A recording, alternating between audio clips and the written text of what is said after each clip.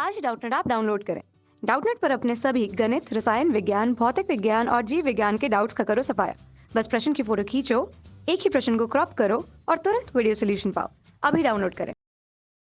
नमस्कार दोस्तों, दिया गया प्रश्न है सूर्य के निम्नलिखित तरंगों में से कौन सी तरंग अंततः विद्युत ऊर्जा के रूप में प्रयुक्त की जाती है। दिए गए ऑप्शन है पहला रेडियो तरंगे, दूसरा अवरक्त तरंगे, तीसरा दृश्य प्रकाश और चौथा है माइक्रो तरंगे।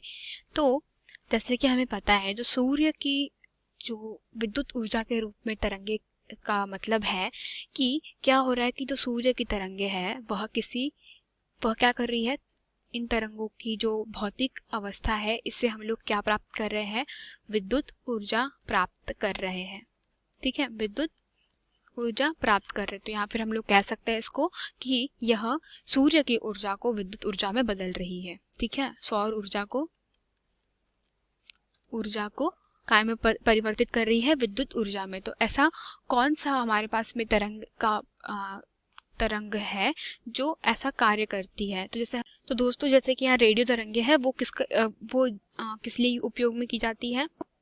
रेडियो तरंगे हम लोग संचार व्यवस्था में उपयोग में लाते हैं। संचार व्यवस्था में क्योंकि जो इसकी जो तरंगदैर्घ्य की जो कोटि है वह किस कोटि की होती है, 10 की घात ऋण 2 से लेकर के 10 की मतलब 10 mm की 10 मीटर की कोटि की होती है। तो इसके कारण क्या होता है, जो रेडियो तरंगों का उपयोग संचार व्यवस्था में किया जाता है। तो यह हम लोग कह सकते हैं कि रेडियो तरंगे की जो ऊर्जा है उसको विद्युत ऊर्जा में नहीं बदला जा रहा है।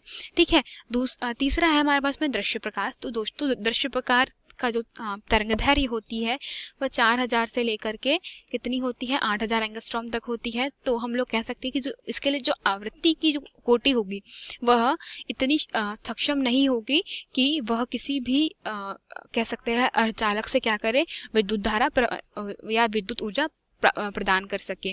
और जो माइक्रो तरंगे होती है उसका उपयोग माइक्रोवेव में किया जाता है क्योंकि इसकी जो तरंगदैर्घ्य की कोटि होती है वह भी लगभग हम लोग कह सकते हैं कि 10 की घात ऋण 3 से शुरू होकर के 1 मीटर की कोटि की होती है।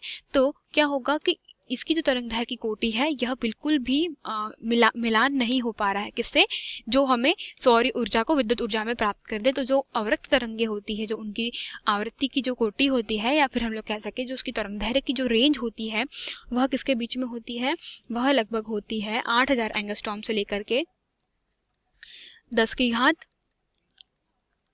7 एंगस्ट्रॉम हम लोग बोल सकते हैं। तो इसके कारण क्या होता है कि इसकी जो आवृत्ति होगी वह उस कोटि की होती है कि यह सोलर प्लेट के, अगर हम लोग बात करें तो क्या करेंगी, सौर प्लेटों से या सौर सेलों से क्या करती है, सौर सेल से यह विद्युत ऊर्जा प्रदान करती है, विद्युत ऊर्जा प्रदान करती है। या फिर हम लोग कह सकते हैं कि इसमें जो सौर प्लेटों से विद्युत ऊर्जा प्राप्त करने के लिए हम लोग अवरक्त किरणों का उपयोग करते हैं। तो हम लोग हमारा जो इसका सही उत्तर क्या होगा, इसका सही उत्तर है कि सूर्य की जो निम्नलिखित में तरंगों में से कौन सी तरंग अंततः विद्युत ऊर्जा के रूप में प्रयुक्त की जाती है, तो वह हमारे पास में है अवरक्त तरंगे। धन्यवाद दोस्तों। कक्षा 6 से 12वीं से लेकर नीट, IIT, JEE वो एडवांस के लेवल तक 1 करोड़ से ज्यादा छात्रों का भरोसा। आज ही डाउनलोड करें डाउटनेट ऐप या व्हाट्सएप करें अपने सारे डाउट्स 8400 400 400 पर।